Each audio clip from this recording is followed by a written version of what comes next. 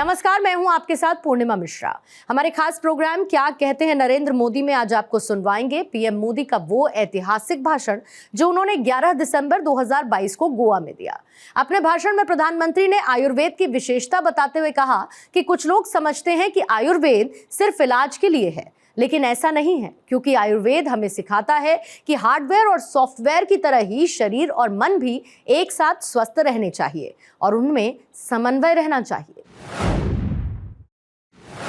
साथियों, आयुर्वेद एक ऐसा विज्ञान है जिसका दर्शन, जिसका मोटो है सर्वे भवन्तु सुखिनः, सर्वे सन्तु निरामया, यानी सबका सुख, सबका स्वास्थ्य।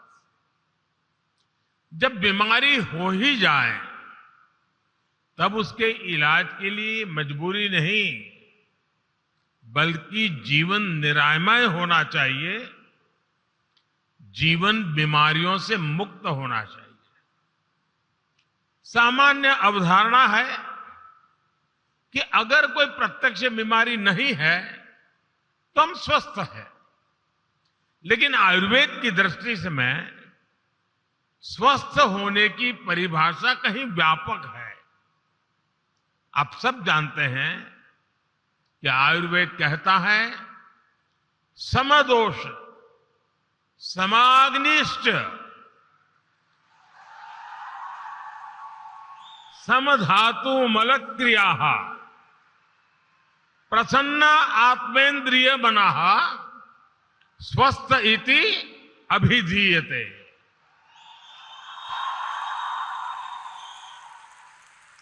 अर्थात जिसके शरीर में संतुलन हो, सभी क्रियाएं संतुलित हो और मन प्रसन्न हो, वही स्वस्थ है। इसलिए आयुर्वेद इलाज से आगे बढ़कर वेलनेस की बात करता है, वेलनेस को प्रमोट करता है।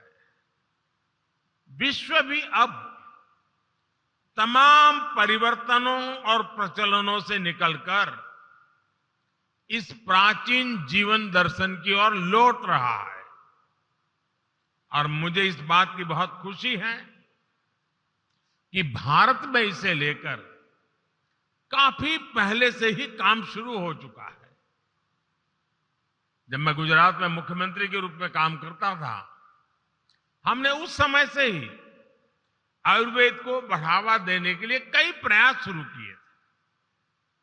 हमने आयुर्वेद से जुड़े संस्थानों को बढ़ावा दिया, गुजरात आयुर्वेद यूनिवर्सिटी को आधुनिक बनाने के लिए काम किया। उसका परिणाम है कि आज जामनगर में WHO की तरफ से विश्व का पहला और इकलौता global centre for traditional medicine खोला गया है। देश में भी हमने सरकार में एक अलग आयुष मंत्रालय की स्थापना की, जिससे आयुर्वेद को लेकर उत्साह भी आया और विश्वास भी बढ़ा। आज एम्स की ही तर्ज पर all India institute of Ayurveda भी खुल रहे हैं। इसी वर्ष ग्लोबल आयुष इनोवेशन और इन्वेस्टमेंट समिट का सफल आयोजन भी हुआ है, जिसमें भारत के प्रयासों की तारीफ WHO ने भी की है। अंतर्राष्ट्रीय योग दिवस को भी अब पूरी दुनिया हेल्थ और वेलनेस के ग्लोबल फेस्टिवल के तौर पर सेलिब्रेट करती है। यानी जिस योग और आयुर्वेद को पहले उपेक्षित समझा जाता था, वो आज पूरी मानवता के लिए एक नई उम्मीद बन गया है। साथियों, आयुर्वेद से जुड़ा एक और पक्ष है जिसका जिक्र मैं वर्ल्ड आयुर्वेद कांग्रेस में जरूर करना चाहता हूं। ये आने वाली सदियों में आयुर्वेद के उज्जवल भविष्य के लिए उतना ही आवश्यक है। साथियों, आयुर्वेद को लेकर वैश्विक सहमति, सहजता और स्वीकार्यता आने में इतना समय इसलिए लगा क्योंकि आधुनिक विज्ञान में आधार, एविडेंस को, प्रमाण को माना जाता है। हमारे पास आयुर्वेद का परिणाम भी था, प्रभाव भी था, लेकिन प्रमाण के मामले में हम पीछे छूट रहे थे। और इसलिए आज हमें डेटा बेस एविडेंसेस का डॉक्यूमेंटेशन करना अनिवार्य है। इसके लिए हमें लंबे समय तक निरंतर काम करना होगा।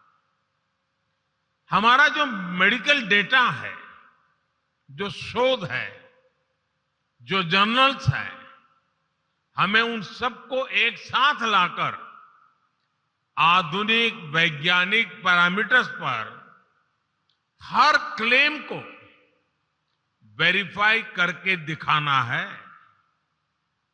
भारत में बीते वर्षों में इस दिशा में लार्ज स्केल पर काम हुआ है। एविडेंस बेस्ड रिसर्च डेटा के लिए हमने एक आयुष रिसर्च पोर्टल भी बनाया है। इस पर अब तक के करीब 40,000 रिसर्च स्टडीज का डेटा मौजूद है। कोरोना काल के दौरान भी हमारे यहां आयुष से जुड़ी करीब 150 स्पेसिफिक रिसर्च स्टडीज हुई है।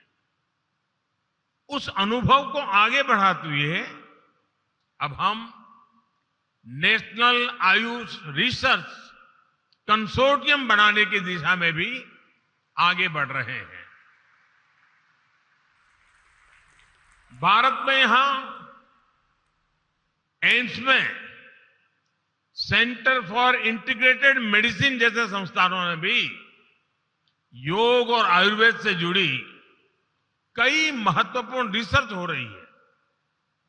मुझे खुशी है कि यहां से निकले आयुर्वेद और योग से जुड़े रिसर्च पेपर्स प्रतिष्ठित इंटरनेशनल जर्नल्स में पब्लिश हो रहे हैं। हाल फिलहाल में journal of American college of cardiology और न्यूरोलॉजी जर्नल जैसे सम्मानित जर्नल्स में कई रिसर्च पेपर्स पब्लिश हुए हैं। मैं चाहूंगा वर्ल्ड आयुर्वेद कांग्रेस के सभी प्रतिभागी, सारे देश भी आयुर्वेद को वैश्विक प्रतिष्ठा दिलाने के लिए भारत के साथ आए, कोलैबोरेट करें और कंट्रीब्यूट करें। भाइयों और बहनों, आयुर्वेद की एक और ऐसी खूबी है जिसकी चर्चा कम ही होती है। कुछ लोग समझते हैं कि आयुर्वेद सिर्फ इलाज के लिए है, लेकिन इसकी खूबी ये भी है, आयुर्वेद हमें जीवन जीने का तरीका सिखाता है।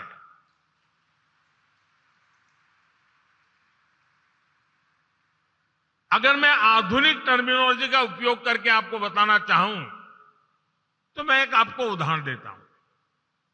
आप दुनिया की अच्छी से अच्छी कंपनी की बेहतर से बेहतर कार खरीदें, उस कार के साथ उसकी मैनुअल बुक भी आती है, उसमें कौन सा फ्यूल डालना है, कब और कैसे सर्विसिंग करवानी है, कैसे रखरखाव करना है, हमें ये ध्यान रखना पड़ता है।